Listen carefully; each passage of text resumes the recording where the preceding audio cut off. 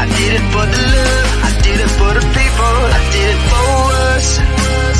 Back on this rap-ish, I ain't even broke a sweat, homie, this practice. Pondering my next move, staring at my track list, hope I ain't miss my window. Praying like a Baptist, Seattle's own, tired of this Game of Thrones. They made a list of the best rappers and guess who wasn't on? While the disrespect continues, I'm steady packing these venues. Guess if you ain't at the table, you on the menu, and I'm that spitter, baby. They don't want you to see, but everybody's south of Capitol Hill's rocking with me. Boys smoke the trays and plan to getting their life together. I'm comfortable with my role, so I'm like, whatever. Me, I ain't got a job, but I work hard. And you don't work hard, but you got a job. The irony is I'm judged while you feel the applause. I'm slept on, that's why I had to set this alarm. My dudes is armed, I'm armed with this arm charm. Body banging like she got that cream from Barry Bonds. Yeah. I did it for the city, I did it for the love, I did it for the people, I did it for us. That Dre season is here, a real hitter with a mic, I'm everything that they fear. With that hood ain't the same, I was all on their ass, I'm level-headed. So yo, my dudes love when I spaz, and I'm so over Seattle's passive-aggressive attitude. They don't call you back, what they really saying is F you. While I'm from the same place, I move at a different pace. I prefer if you just said it to my face, damn, I did it. I did it for the city, I did it for the love, I did it for the people, I did it I hate for these us. average dudes with they average spit, writing average rhymes, knocking average chicks. The closer I get, I can feel the people starting to shift. I'm loyal to a fault, and everybody can't come with. Rap's a rich man's game, I'm only playing with change. They bang models and singers, I'm knocking my own flame, I'm different. The crowd, I move with the chosen few. Black thoughts, I could be the front man for the roots. No diamonds and gold, I'm on my sticks and stones. If we can see your panty line, you should have on a thong. My team is strong, through this fire we forged a bond. And they already know what it is when I get on. To the hearse, party like it's December 31st. When I'm on my deathbed, I probably cracking my nurse. You ain't got the bars to compete, I'm a verbal athlete. Deflating these boys so they say that I cheat. Damn, I did it. I did it for the city, I did it for the love, I did it for the people, I did it for us.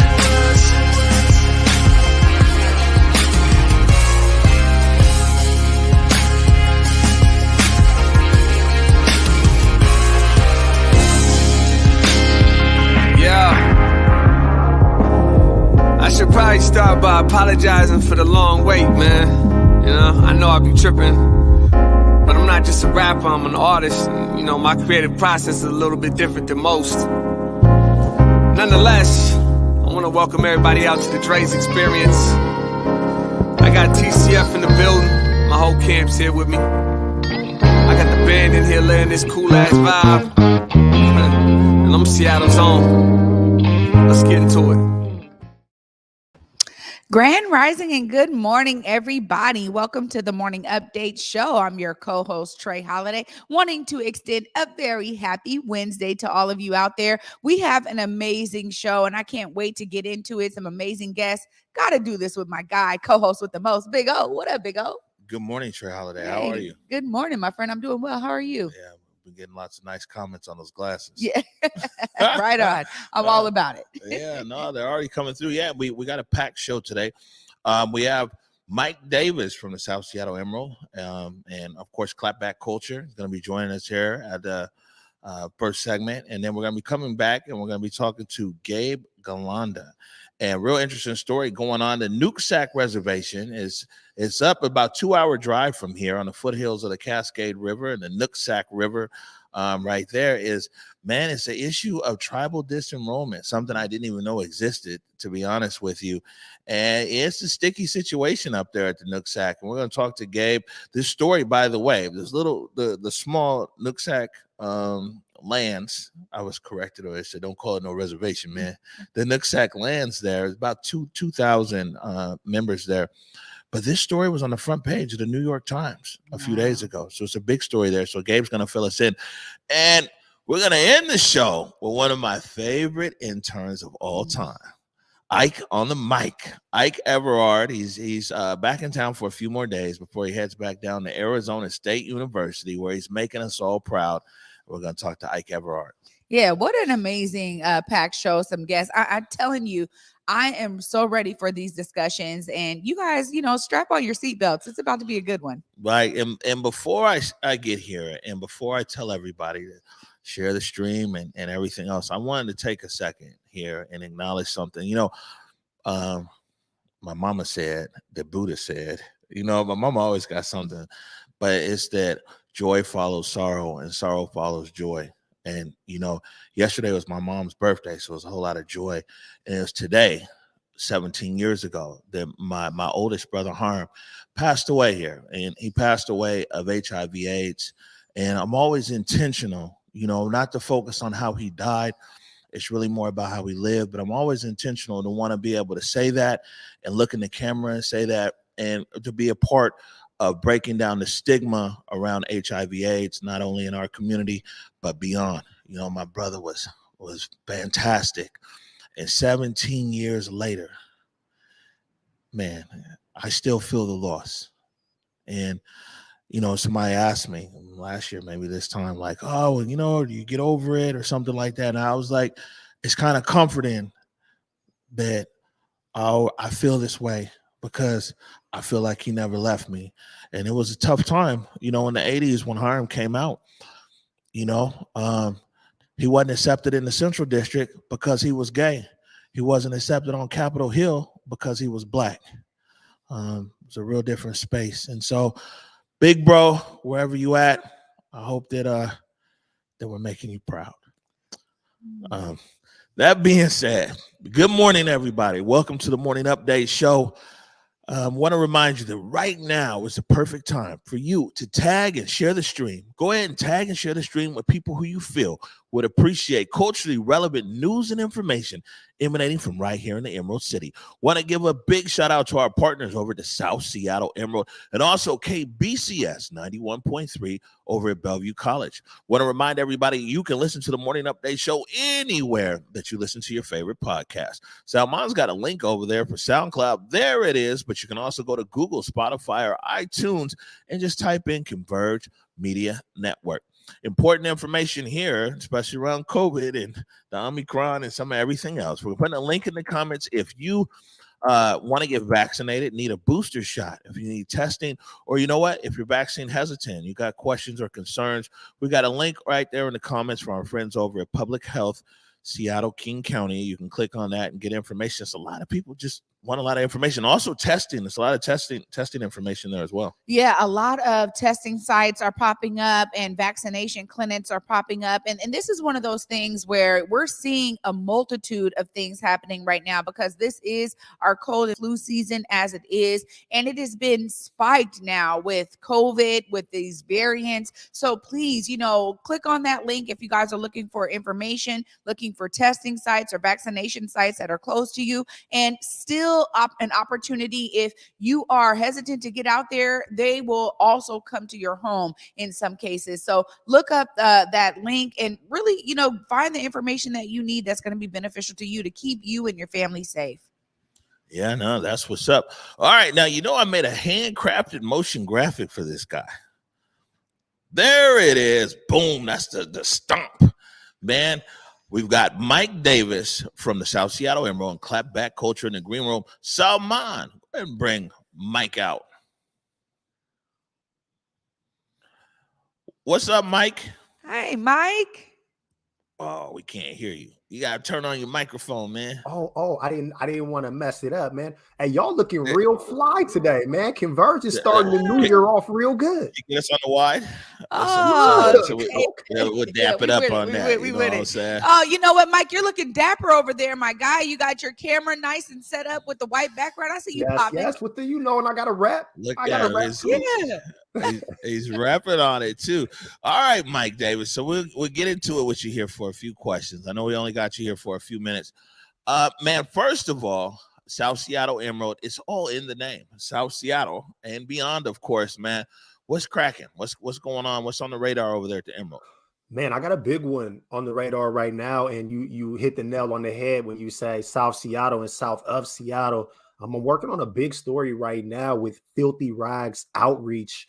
They're an organization that started in the prison system, and they're doing a lot of work to do gun prevention on the outside, as well as providing services to guys getting out of prison, like housing. Speaking with these gentlemen, I learned a lot about how lack of housing can be used to keep people from actually being released when their sentences is over. So they're doing a lot of stuff with Filthy Rags to prevent violence and to provide services to our men behind bars. So shout out to them. Y'all keep your eyes open. Pretty soon that story is going to drop.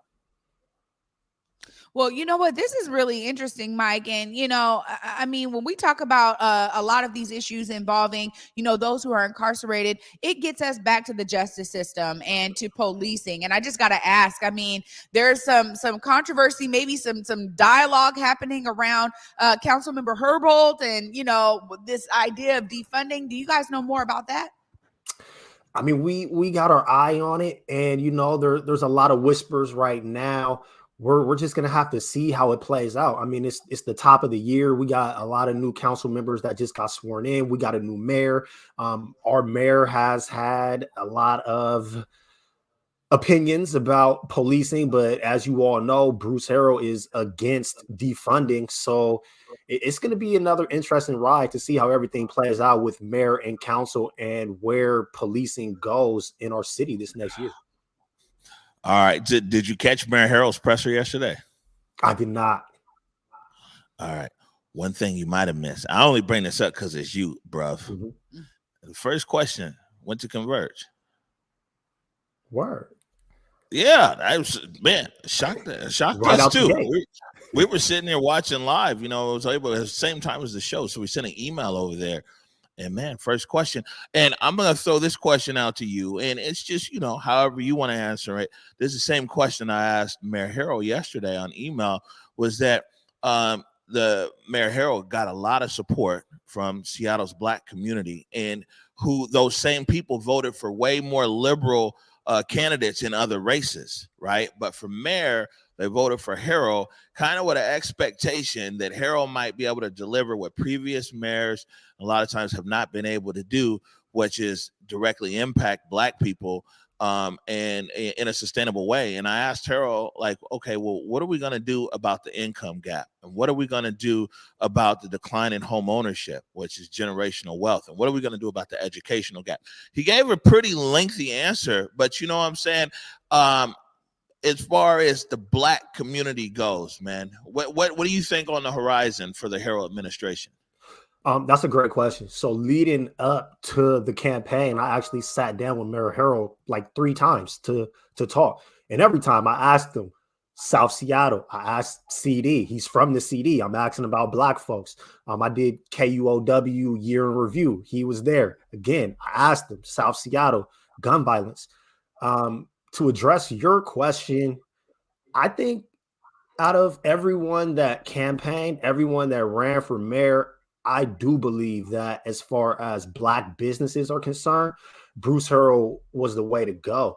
And if you remember, he gets a lot of flack for his time as council president, but what a lot of folks remember him for when he was council president was the fact that he used Black businesses in ancillary capacities every chance he got. So if there was an event at town hall that he was responsible for, he was going to call a Black caterer. If he needed security, he was going to go to a Black-owned company. Like whatever he needed done, even if it was like towards bigger businesses, he always found a way to make sure that Black businesses were included. And when he left city council, it didn't look the same way anymore. So from a business standpoint, I think that Black businesses will do well under the Harrell administration because they're going to be at the forefront. Now, as far as, a lot of other issues, I think that there are a lot of people that live in Seattle that are not from Seattle who would get upset when Mayor Harrell would always throw the fact out there that he's from Seattle. But when I hear that, what I see is situations like when we had the shooting at the CD Panthers football game, and there was a call to action, and all of these folks who wanted all of these seats were all called to come out, and who showed up? I believe it was Bruce Harrell and Sarah Nelson, if I remember correctly, but Bruce specifically, because, you know, he coached Little League football here. He played Little League football here. So he has a connection to these communities where I do believe that he cares about our community in a way that some implants that don't really understand the dynamics of our city do. And I think that a lot of people in our community who may not have access to someone like Lorena Gonzalez, a lot of folks in this community know somebody that knows somebody. You could pick up a phone and get one of the heralds on the phone to actually have somebody hear about something that matters to us in the CD, in the South End. So I'm optimistic about the Herald administration, to be honest. So we'll see how it goes. You know what, Mike? I think you're right about this. And I think that there's a lot of discourse happening right now where people are like, you know, man, hey, with any new administration or changing an administration, you kind of got to give them a chance to make the difference that they said that they would seek to do on the campaign trail. And I want to go back to the first story, even that you were talking about. I think this is really important. We've been talking about community organizations that are looking to disrupt this, you know, unfortunate spike in gun violence that we see in our communities. And so I'm glad that you're doing a deep dive on this organization, how they're working on the inside and outside of prison to really make an impact. What are some of the other stories that South Seattle Emerald has going on right now? You know, the Emerald always has a bunch of stuff going on, but I really want to highlight the fact that you mentioned the conversations around Herbold, and you're mentioning, you know, what are we going to do about the police? I think the Emerald is a great place for folks to have those conversations. I think that, you know, with the Emerald having so many BIPOC writers and this BIPOC focus, I think we are a great place for you to follow up on policing and the changes that are going to happen in policing with the changes to council, the changes to the mayor's office. So that's the thing that I think people should look forward to. I'll say this is a South Seattle Emerald. You know, Mike is Fam Bam, but the South Seattle Emerald is home of that bulldog named Carolyn Bick. Like, you know what I'm saying? 100%. Carolyn Bick has her home as the South Seattle Emerald. Don't play. That's one of the best investigative reporters in our city. She's going to be on top of it from that perspective, and I'll definitely be jumping in with some opinions and giving some perspectives. But you're absolutely right. They are going to be on top of it. Well, my last question really for you, it goes back to, you know, how Converge is also a home for you. And, you know, you and Julia Jesse have really made clapback culture something that is becoming a real cult favorite, I almost say. Like, people, you guys got your entire audience. People tune in. How has it been for you to be working with Jules and really being able to express your opinions in the topics that you guys also breach on clapback? Well, I mean, a lot of credit honestly got to go to work with Julia, work with me.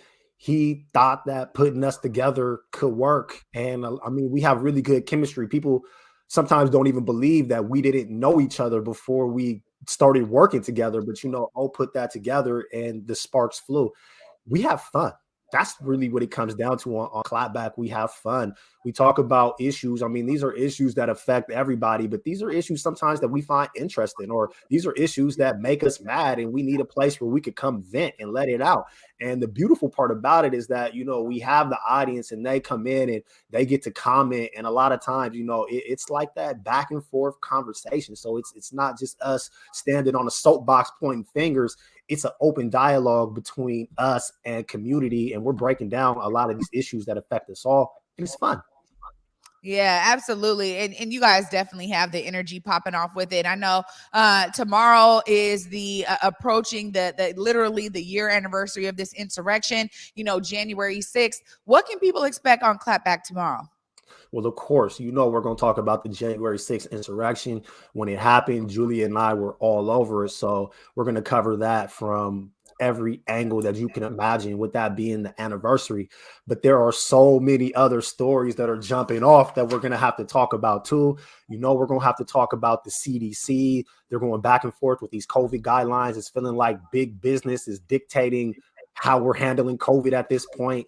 That's crazy. We're going to talk sports. My guy Antonio Brown got naked and quit his job in the third quarter of a game. Never seen anything like that before. So we're going to talk about that. We're going to talk about this Ghislaine Maxwell trial. We're going to talk about Officer Kim Potter. I mean, we got a full show jam-packed with topics. It's going to be a lot of fun. It's going to be a roller coaster. So tomorrow, 7 p.m., tune in. Come kick it with us. Oh my gosh, Mike. That's a bunch of stuff. Mike Davis, man. Know you're busy, man. Appreciate you taking time this morning and can't wait to check you out tomorrow on Clapback Culture. Perfect. Happy New Year, y'all. Happy New Year, Mike. Oh my God. Mike stay on top of it, huh? No, they do. And this is why, people tune in to Clapback. This is why people actually read the South Seattle Emerald. I love that we have people like Mike Davis in our city that are really dedicated to getting these stories out. All right, good stuff. Okay, so I've got another handcrafted motion graphic over here. There it is. Gabe, Galanda. Man, we're going to be talking about what's going on up there on the Nooksack lands, the disenrollment, everything else. I've got a feeling we're going to learn a lot here. I'm trying to get up to speed. It's one thing when people are talking about City Hall or SPD or the City Council or the mayor. Like, yeah, I got a pretty good understanding around that. But, man, it's an uncharted space, so we want to be able to educate our audience of what's happening. We're going to take a quick break right now. When we come back, we're going to be talking to Gabe Galanda. You're watching the Morning Update Show. Hey guys, Besa Gordon here, and before heading to Belize, Trey Holiday and I had to make sure we linked up with our good friends over at Market Street Shoes to, of course, grab a few things for the trip. From bags to socks, shoes, sunglasses, earrings, and more. Before going on any trip, make sure you stop at Market Street Shoes. Trust me, you'll find just what you need to make your trip not only enjoyable, but fashionable.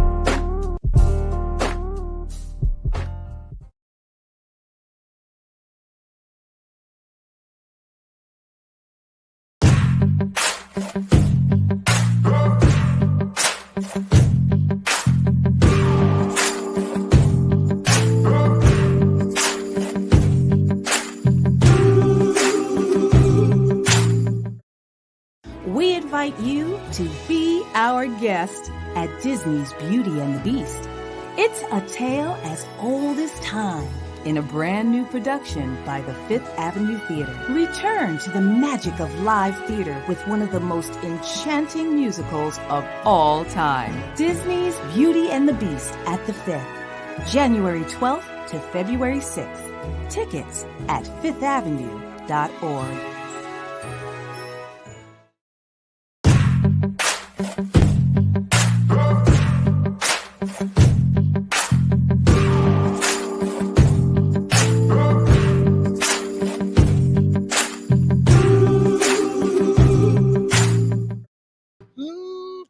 That's Seattle news, views, and brews tonight, 7 o'clock. Brian Callanan from the Seattle Channel. And guess what? Kevin Schofield, man, he retired last year, been replaced by David Croman of the Seattle Times. So, look forward to a very interesting show. Brian Callanan, David Croman, 7 o'clock tonight. Seattle news, views, and brews. Right now, join on the set live, Gabe Galanda, Indigenous rights lawyer. How are you? Wonderful, Amari. I'm stoked to be here with you this morning. Yeah, good to see you. Welcome to the Morning Update Show. Yeah, we're here, and as they say, it's a good day to be Indigenous, especially the day after yesterday, where, as you know, the City Council elected the first Indigenous president in its history, and our brother Bruce Harrell, which not a lot of people know, also happens to be of Indigenous ancestry by way of Choctaw Indian country. So we have 2 Indigenous leaders at the helm of our city, which of course is named after an Indigenous chief. Yeah, I saw that yesterday. It was interesting because I interviewed Councilmember Juarez last month. And actually, before you get out of here, I want to follow up with you on the missing and murdered Indigenous women and girls. But I interviewed Councilmember Juarez, and at that time, she said that she was pursuing the city council presidency. And, that's kind of one of those weird parliamentary things that the public isn't too privy to. It's like some kind of caucus or whatever. But saw there yesterday that she won and won unanimously. Yeah, and I think what was exciting about her campaign, if you would, is it was supported by 13 indigenous nations in Western Washington, 6 urban indigenous organizations, and then Black and brown community leaders from throughout the city. So it was Black and brown people in Seattle, King County, and Western Washington that helped make history. Right. Well, I mean, we can't sit here and say that we want to center the voice around Black indigenous people. I mean, indigenous person who's representing or at least supported by a lot of indigenous nations. So listen, I reached out to you because I was following all this stuff and talking about disenrollment. And finally, you see it enough times, it really works. If you mention something enough times, you're like, what is this? And I sent you a message and I'm like, yo, what is this disenrollment? And you're like, yo, it's kind of like if you're part of, I'll say tribe or nation, don't use all the right terms, but you're a part of a nation, a sovereign nation, one of the and basically they kick you out. You're no longer. Maybe you can give a better explanation of what disenrollment is, and then we can talk about what's going on up in Nooksack. Disenrollment is a situation, I would not even call it a process as a lawyer. It is a situation whereby people whose birthright to be indigenous, meaning a right they have recognized since their birth or since they could remember, is being stolen from them by politicians that have been elected to lead their nation or their tribe or their community. And you have, unfortunately, in the era of a $28 billion annual Indian gaming industry and lots of other money floating around Indian country that has never historically existed in Indian country, you now have a phenomenon whereby these politicians will get elected to run a tribe, and then they will want to hold on to all the goodies and all the monies of the tribe and concentrate them within their political base so that they stay in power and their base stays fat and happy. And they are willing to then get rid of large groups of their relatives who they consider adversaries or enemies. All right. So a few things there. Now, forgive my ignorance, right? But wouldn't it be that if when you're talking about lineage and bloodlines, I don't know a lot. I'm sorry, Dad, because I know you know everything and I should be paying more attention. But isn't something like that to be determined through more of like a cultural process than a political process? Historically, yes. So before 1492 or 1776, indigenous societies in the land we now call the United States used to recognize each other based on a principle called kinship. And it basically meant if you were born unto your mom, dad, clan, society, homelands, you belonged there. And it was that simple. Along comes the United States and colonial forces, and starting in the late 1700s and early 1800s, to belong to a now called indigenous nation or tribal nation, that's the words of the colonizer, you needed to be on a list or a census or a roll. Fast forward 200 and some odd years later to 2022, there is now great acrimony and controversy about who is on the list and who should be kept on the list or who should be taken off the list. When historically speaking, as a matter of kinship, if you were born there, you belonged there. Biologically, residentially, cosmologically. This whole notion of membership and roles or disenrollment or blood quantum is all colonial stuff. Granted, but this didn't seem to be that big of maybe a deal. I don't know. You know what I'm saying? I don't operate in Indian country or native indigenous country as much as I should. I'm waiting for more invitations. Yeah. But maybe this wasn't that big of an issue before gaming and before these different revenue streams came onto these native lands. You're correct. So here's a fact for you. 10,000 indigenous citizens have been disenrolled by the politicians of over 90 tribes in this country, which is 15% of the federally recognized tribes in this country. Those are some big numbers.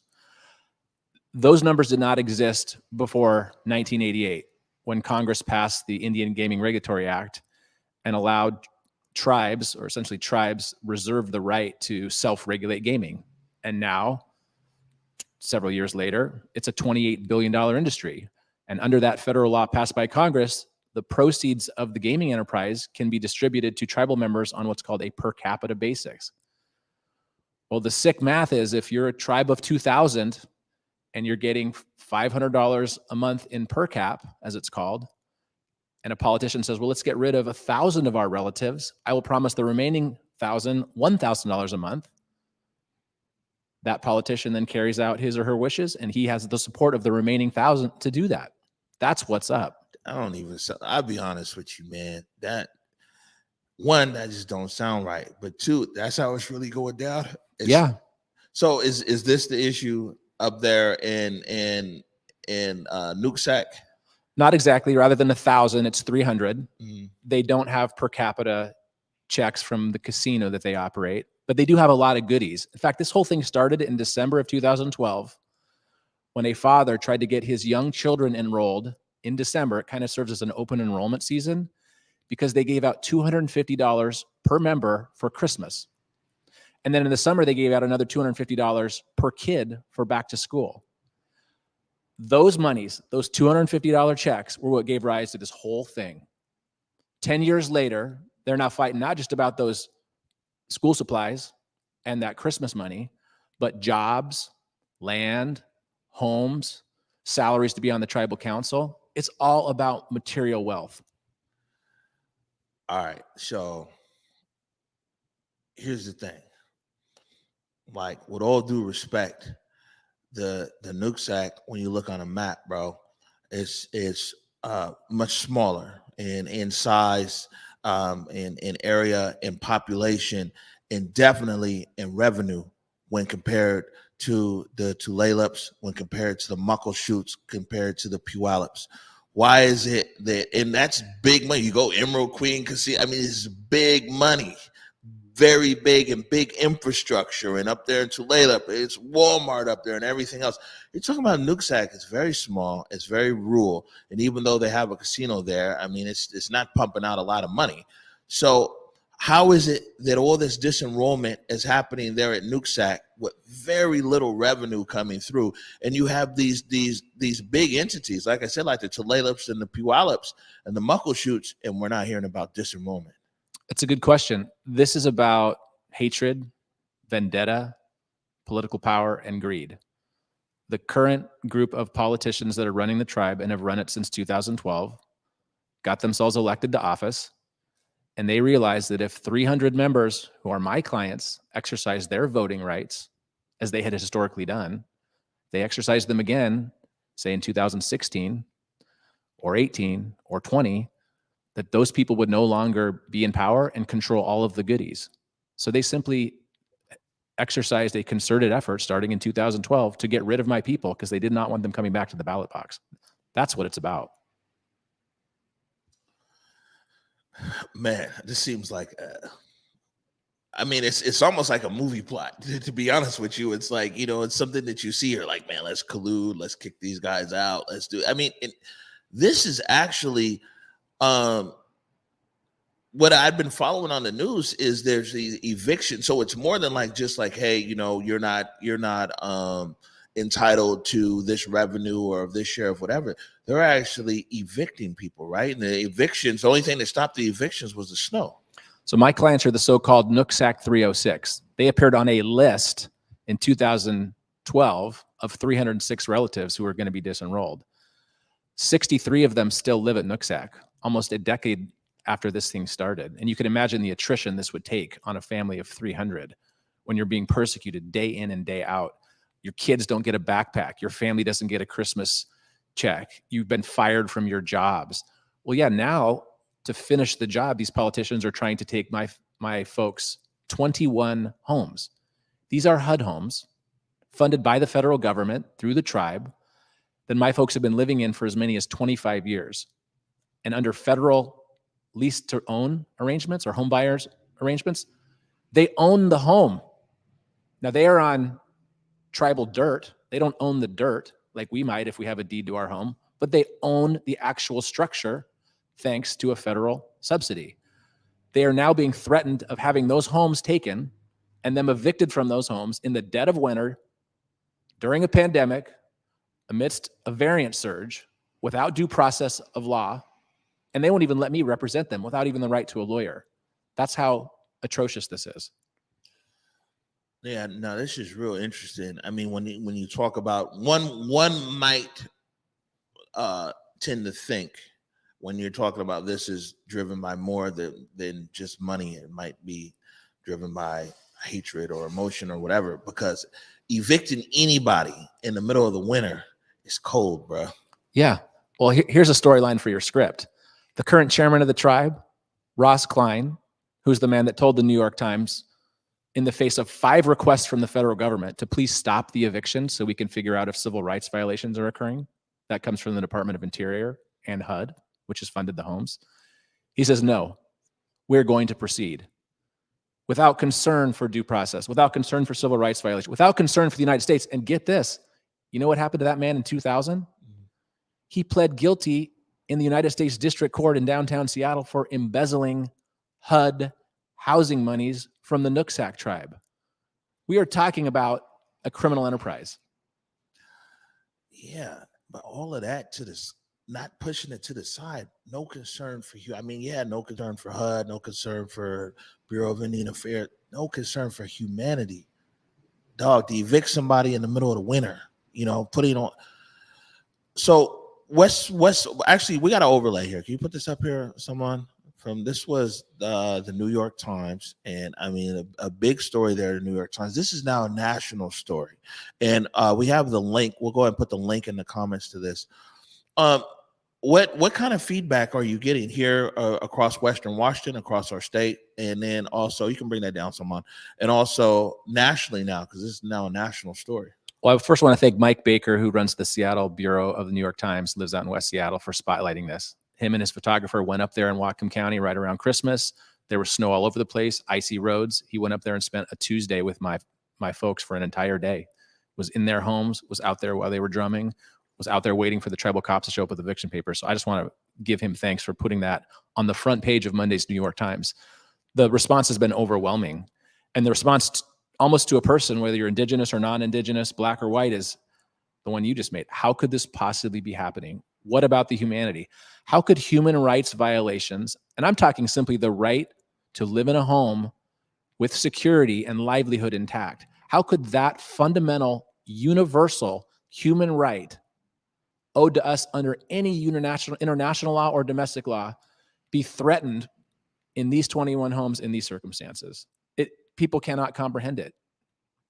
Yeah, I'll be honest with you. I mean, this is what piqued my attention was I kept thinking to myself, I was looking at the story and following along on different platforms, and they kept saying that these people were trying to be served or actually evicted in the middle of the, and I'm just thinking about, right here in the city of Seattle, unless anything has changed, and I hope that it hasn't over there at Seattle Public Utilities and City Light, that in the city of Seattle, in these kind of conditions here, and if you can't pay your bill, you call City Light, be like, man, I got my kids, my babies here. I can't pay this bill right now.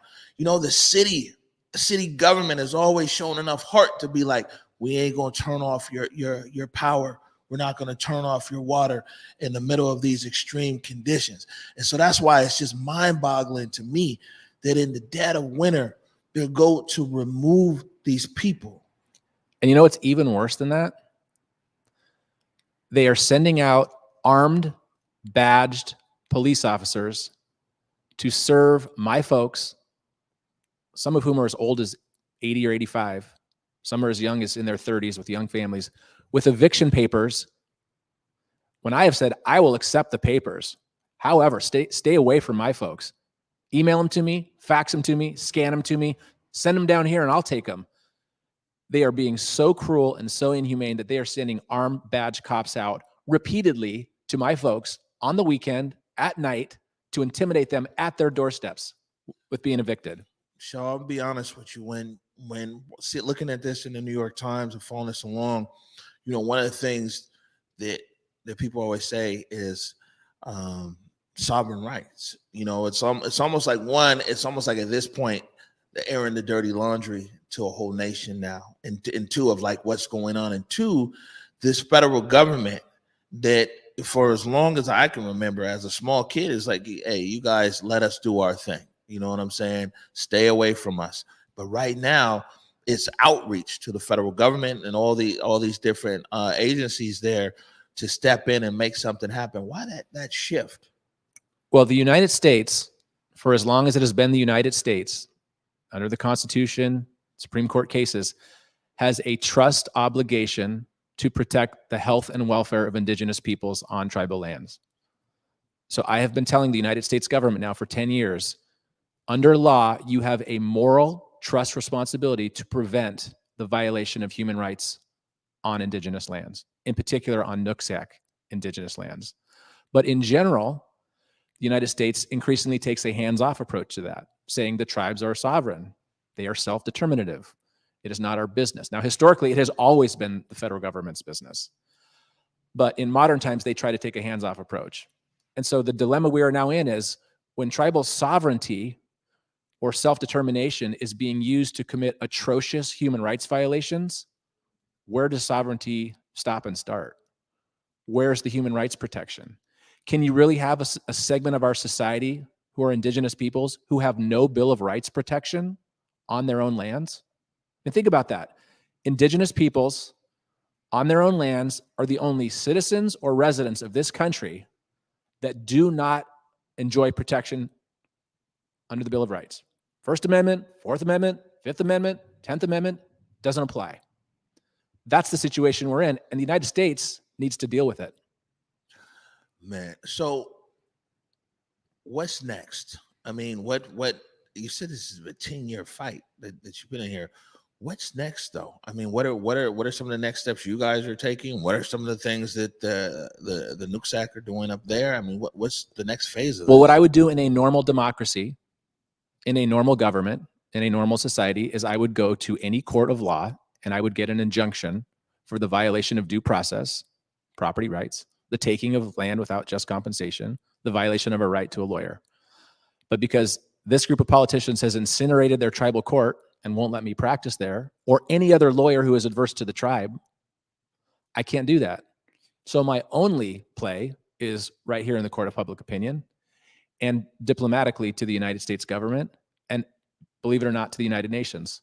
So I've called upon the United Nations to tell the White House, to tell HUD to stop the evictions. I have called upon the Department of Interior and HUD to stop the evictions. They've written 5 requests, said pause the evictions. Now I'm asking the president, this administration, who believes they are bastions of human rights protection, to stop these evictions. You cannot have evictions like this occurring in America in 2022, especially after the last 2 summers we've all lived through. Wow. I've definitely learned a lot.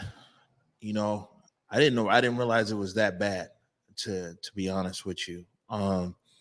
And before I shift up here, because I got one more question, how can people, if they want to follow along what's going on or be supportive, anything, why don't you tell them what they could be doing? Sure. So my clients have formed a GoFundMe. They're trying to raise $63,000, $1,000 for all 63 relatives to be used however they can to keep themselves in house and home. That's on GoFundMe. You can follow them on Twitter at Nooksack306. You can follow me on Twitter at NDN, as in Indian lawyer. And you can otherwise plug in to social media pretty much anywhere. If you Google Nooksack306 or type that in as a hashtag, you will find all sorts of opportunity to support this family. And I really ask that you do. And if you could do anything to tell your congressman or woman, the White House, the federal government, your governor, to not allow this to proceed, please do that. I am asking for more calls to be made to anybody in a position of power to help stop this human rights atrocity from continuing. Man, one last thing before I let you go is Council Member Juarez, when she was here a few weeks ago, the main discussion we talked about was missing and murdered Indigenous women and girls. And she said, she was like, man, if media could just do something. And she talked about, like, back in the day, you know, the milk crates, there would be like, you know, have you seen this person? Said, if the media could just do something, even if the media could make a 60-second spot that just had the photos and the names of the missing and the found, right? And so I know you're here, you're connected to a lot of the tribes, the nations surrounding Seattle, and this is the first place that a lot of people come looking for right here. We want your support in helping to connect us with all these different nations around us, because we want to be a resource to be able to bring these missing women and girls home, or be able to bring some closure. So we're putting you on the spot here so we can make sure and do our part. Trey Holiday said yesterday that she was like 100%. Salman over there said, man, that this is something that we could probably do twice a month here. We could make a 60-second spot, and we'll produce it here, and then we could send it out to all the tribes in the region, and social media. And we just want to do our part, but we want you to help us do our part and connect us with all the proper people we need to talk to. I'm here for that. I saw that show. I saw you get emotional. I saw you put yourself in the shoes of an Indigenous father and imagine your daughter not coming home. I saw that. So I know that struck you, and it certainly strikes me. And I represent two sisters at Tulalip, whose sister went missing in November of 2020, and she's not home yet. And there's a $60,000 reward for any information leading to the return of Mary Johnson. And so this is a real live issue that is devastating families. Many, many families, more than we can count. And getting back to that human rights dilemma, part of the reason our women and our girls are going missing from tribal lands is, imagine a place where you don't fundamentally have human rights protection, right? So these issues are related. Those become places that are havens for trafficking, havens for addiction and affliction that cause our women and our girls and our men and our boys to go missing. And so we just all need to do a better job about making sure that everybody in this country, including those living on Indigenous lands, are safe and have the promise that was supposedly made to everybody: life, liberty, and the pursuit of happiness. Because right now, Indigenous peoples do not enjoy that promise. Well, we're committed to working with you. You know what I'm saying? It's mutual. Let's see what we can do. Gabe, Galanda, thank you so much for taking time to join us. Thank you. It was my honor. All right. We're going to take a quick break right now. When we come back, Trey Holiday is sitting down with our guy, favorite intern, probably ever. Don't tell him that. There it is. He got a handcrafted motion graphic up there. I'm talking about Ike on the mic, Ike Everard. You're watching the Morning Update Show. In the depths of Belize, the travelers come across waters, harvesting with their hands, learning of resilience rooted deep in the lands. Culture thriving like a fire ablaze, sizzling with a pop and a chop, sharing its ways. Knowledge simmers and grinds into the hearts and minds, cutting away from the surface stories and colonial lies, boiling it down, breaking its shell as the truth pours out and gets plated collectively with love, spooned into bowls, feeding the soul. Garifuna, alive and strong at Palmetto Grove.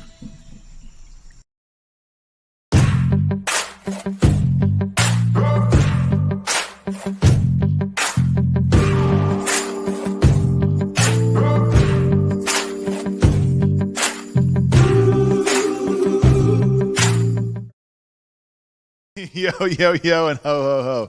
It's Jake from Converge Media here. You know me, I've been getting it outside in some tropical environments lately, but I'm home for the winter and wanted to pass along some tips from the Seattle Department of Transportation to help all of us in these cold weather months. When it snows, and we gotta bet it will, be a good neighbor. Clear your sidewalks near your home, business, or job site. Keep those paths wide enough so a giant like me could walk through them. If you don't have to drive, then don't. Take it from me, I'm a public transit connoisseur in this city. You can get around by bus, light rail, or streetcar all over the region. And when your feet do hit the street, make sure that you slow it down a notch. I'm telling myself this as we speak. Roads and sidewalks can still be slick. If you need more helpful hints, visit the winter weather page at www.seattle.gov/transportation/winter-weather. Stay safe, people. Chill so you can enjoy the chill. We invite you to be our guest at Disney's Beauty and the Beast. It's a tale as old as time in a brand new production by the Fifth Avenue Theater. Return to the magic of live theater with one of the most enchanting musicals of all time. Disney's Beauty and the Beast at the Fifth, January 12th to February 6th. Tickets at fifthavenue.org. Welcome back, everybody, to the Morning Update Show. I'm your co-host, Trey Holiday.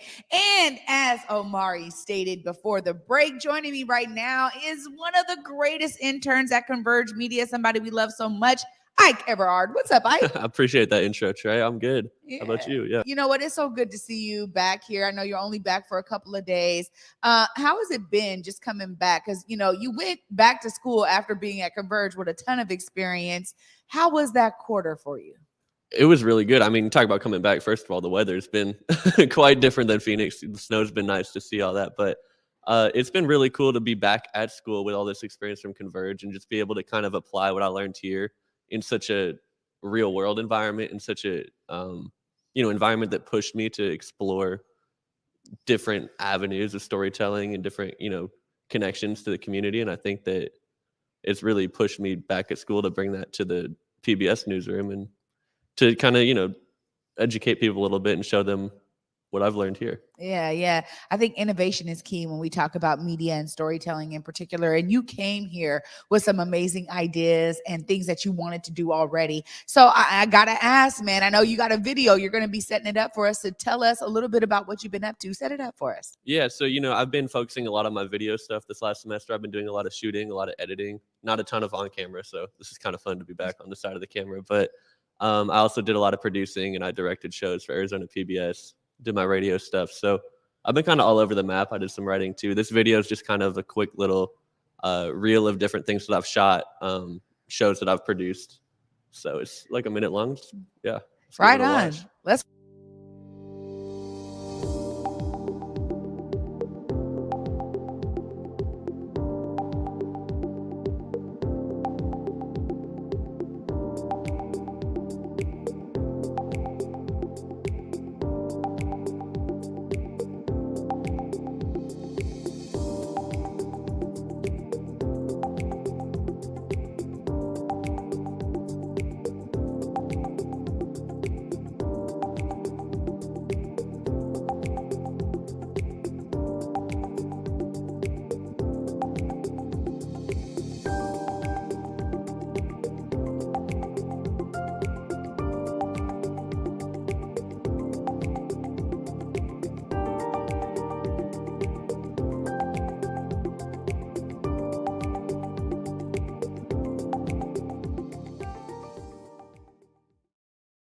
Whoa, great work, my friend. And you know what? Me and you actually connected a bit because I was telling you about some of my experience out there. And the control room was like one of my favorite rooms. So I love seeing you over there in the control room.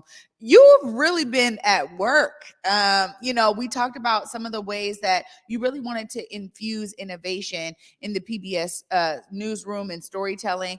How has it all been for you in terms of their receptivity to you coming back with all of these ideas now and really being able to actualize them? Well, it's been a mixed bag. I mean, we always talk about it's PBS. Their target audience is a little bit older, probably a little bit wider.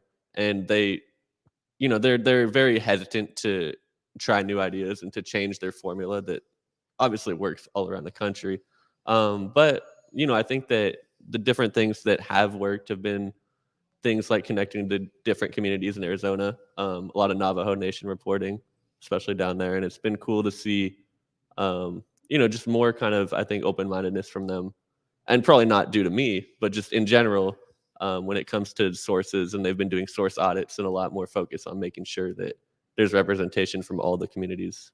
You know, that's important. And we always talk about how representation matters. Clearly, we're in the Black Media Matters studio, and we understand that there needed to be a concentrated effort. But you came here and you produced and edited and shot an amazing video around Jamal Crawford's work in community.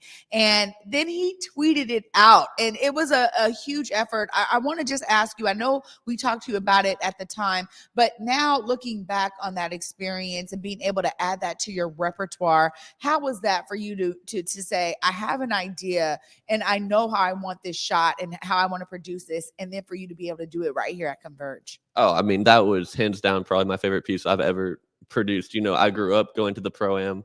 I would walk down there most weekends in the summer. It was always a thing that I looked forward to every year. So I just, you know, having have that connection and then him empowering me to be able to do all aspects of it. You know, I had Steve's help shooting the interview, but other than that, shooting, editing, producing, I mean, to see it through from start to finish was just incredible. And to have Jamal, you know, receive it as positively as he did was just a huge honor. You know, that I think that's one of the biggest things for any of us who are storytellers and producers. At the end of the day, we want our work to be received by the audience that we're really building it for. And I think you really were able to experience that on that piece. And now as you get ready to go back to Arizona and leave us again, I'm so glad to have you here and your energy again. What are some of the things you're really looking forward to? Because one of the things about the track you're on is it's constantly progressing, right? You're able to do a little bit more difficulty, a little bit more advanced work. What are some of the things you're really looking forward to as you think about, you know, your time going back to Arizona? I think the biggest thing I'm looking forward to is actually my honors thesis project. I'm doing a little like 20-minute documentary about this atmosphere I've noticed in journalism school of what I call competitive collaboration, right? And you've probably seen it in the, you know, at other media networks, not here though. And that's the biggest thing is like what I've noticed there is every student is trying to get ahead, right? You have clubs, people are helping each other, but at the end of the day, you want to be the first in line for that job. You're trying to make a name for yourself. And I think that's what's so special about being here in independent media is that I haven't felt that at all at Converge, right? You know, just talking about, empowering me to do the Jamal Crawford piece pretty much on my own. I mean, that's huge. That just wouldn't happen there, right?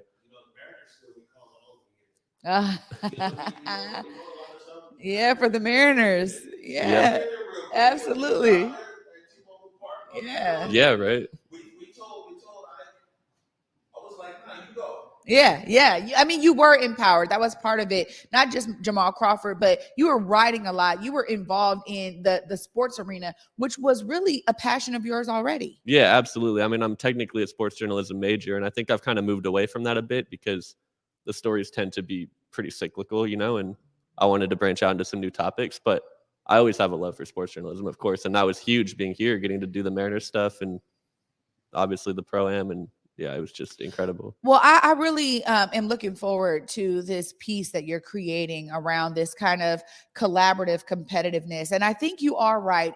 There's something really specific about the collegiate environment that I think is a main driver of this idea and notion of competitiveness. And so what kind of angles are you taking on this? Because clearly you're also heavily embedded in it.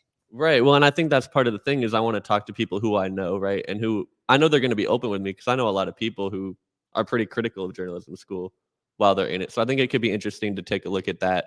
And then also the ways that it impacts the industry after school, because you go through your educational experience in this one environment. It's not just going to go away when you get in the real world, right? And so you have that. Then you look at places like this and it's just so different. And it shows everything that storytelling and media can be.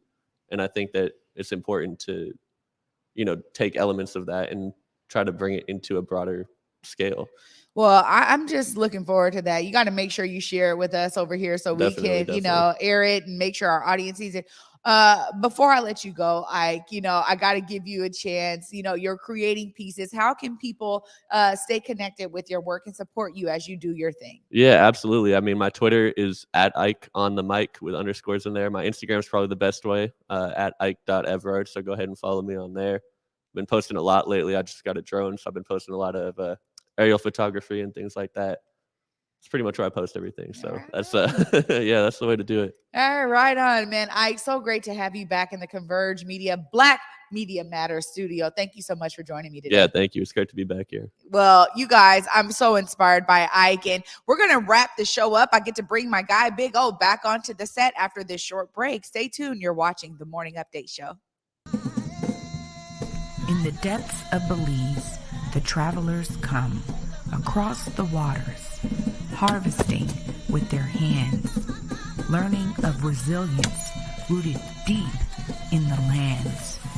Culture thriving like a fire ablaze, sizzling with a pop and a chop, sharing its ways. Knowledge simmers and grinds into the hearts and minds, cutting away from the surface stories and colonial lies, boiling it down, breaking its shell as the truth pours out and gets plated collectively with love, spooned into bowls, feeding the soul. Garifuna, alive and strong at Palmetto Grove. All right. See, it's supposed to come back up on Trey, but I was looking at this. I said, someone give me the camera. Wow. That's the Palmetto Grove. Palmetto Grove was great, by the way. Right. Right. I'm so in awe. In Hopkins over in Belize, man. When I tell you, I mean, it was one thing to be there and knowing that we had cameras on us and we were producing stuff, but we were so involved in the stories that they were sharing with us of the strength and resilience of the Garifuna. And I am so honored to be able to work with Brady on that piece and really to pour out my own right. You know, T-Dub set the bar real high. Yeah, so T-Dub I had to make sure I came with it, man. But really, just so inspired by what we learned there. Yeah, that one's not. It's not online yet because we're waiting for it. We got to give a little bit more description from you. But the government down there in Belize, I sent that down there to the Belize Tourism Board this morning, and all they came back was they was like, "Wow, send us the downloadable file." You know, that's what I'm saying? Awesome. Yeah, no, good stuff. I got one motion graphic here. We'll talk about on Friday. We'll put it up here real quick. Noni Urban is going to be with you on Feel Good Friday. I'm glad I get a day off. You know what I'm saying? Been talking about the Kwanzaa Awards. Kwanzaa Awards are on Saturday on the 8th. So looking forward to that. And I'll let everybody know this. My hood's down, so I can't see, but I guess I'm right here, right on. I'll let everybody know this. I can't say much, but at 2:00 today, you probably want to be looking out on your Twitter machine and some of everything else. It's some real important news that's getting ready to come out today at 2:00 that has to do with the events of 2020. Can't say more than that. But yeah, be on the lookout. And I'm just hopeful that after today, people will be able to move on some things, me included as one of those people. So, and very well later on today, we might have a special relating to what's happening at 2:00 at 6:00.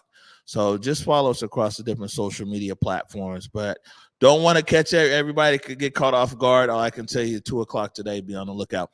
Trey Holiday, looks like we're just a few minutes over time today, but it was well worth it. Learn about what's going on up there in the Nooksack lands and learn about how people can be. So, hey, you know how we always say you got to be all the other stuff to the side to be evicting people in the dead. Come on, we don't even roll like that, fam. No, absolutely not. And this is why, my consistent message is see yourself as part of the solution. Clearly, Gabe is doing that. And just listening to the interview that he had with Omari today, I, just like Omari, got so educated. And really, this is a lot going on. So you guys, as he said, he gave you all the ways that you guys can be supportive, man. That's a way for you to be a part of the solution. Please see yourself as part of the solution. Let's help out our Nooksack family, our indigenous families out there, man. Yeah, that's fam bam. And I always tell Councilmember Juarez that, like me, I love how I grew up in Seattle.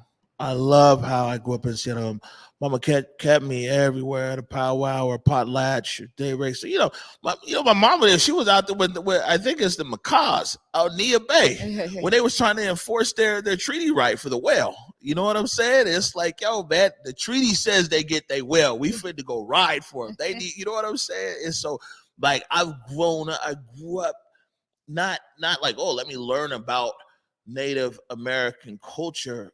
I grew up in Seattle, part and parcel of Native American culture. And so, feel some kind of way about it. And we definitely want to be able to do our part to uplift the issue of missing and murdered Indigenous women and girls. So we're going to follow up and do that part. Man, it was great. Ike Everard was here. There's so many things that Ike did. We mentioned the Mariners. He wrote a lot of stuff about the Mariners' hometown 9. Wrote articles about the in June, in the Negro League, the salute to the Negro League. And also Ike teamed up with Baseball Beyond Borders, Buki Gates, and Ebbets Field, with the throwback jerseys. Yeah. And it all came together and did a video called Converge Media Salute to the Negro Leagues. Yeah. On top of that, this young guy, his first day here, he'll tell you, it was a press conference like Mayor Durkin or something. I told these guys, I'm not going. You go talk to them. I told Mayor Durkin and Kamaria Hightower, I said, these young guys, they got questions for you here today. And, I think it's something here at Converge where it's like, me personally, I feel like, I don't even like doing this show. You know what I'm saying?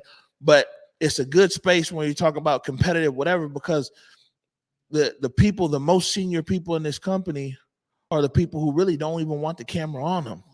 You know what I'm saying? And I know for sure that the only way for us to be great is to put these young people in the best position possible as early as possible. And I told Ike day one, I said, where are we going? I said, we're going to go see the mayor. Then we're going to go see the police chief. And I said, don't worry.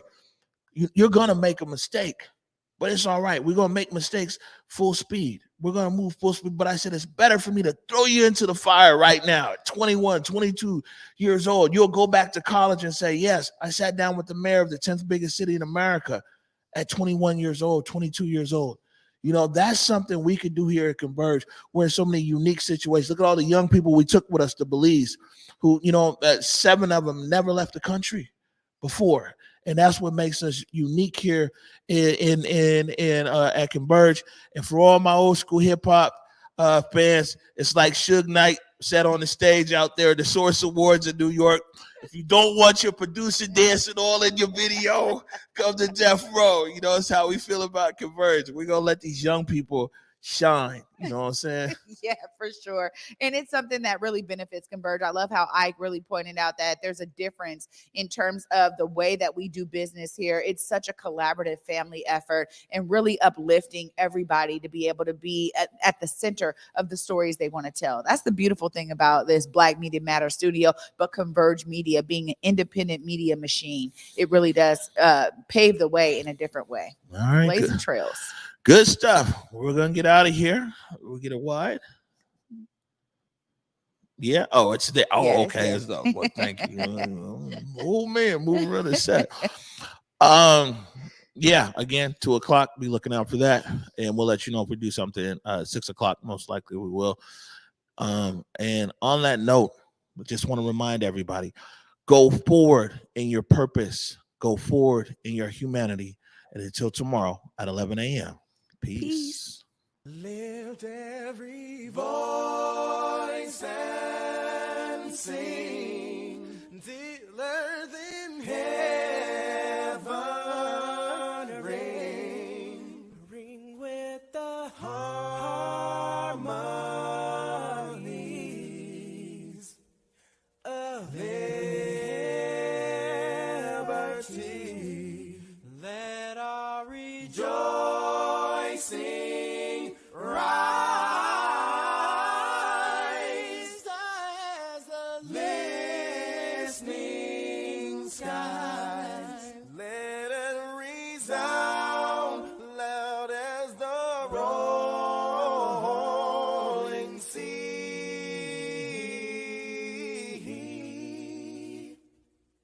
Sing a song full of the faith that the dark past has taught us. Sing a song full of the hope that the present has brought us.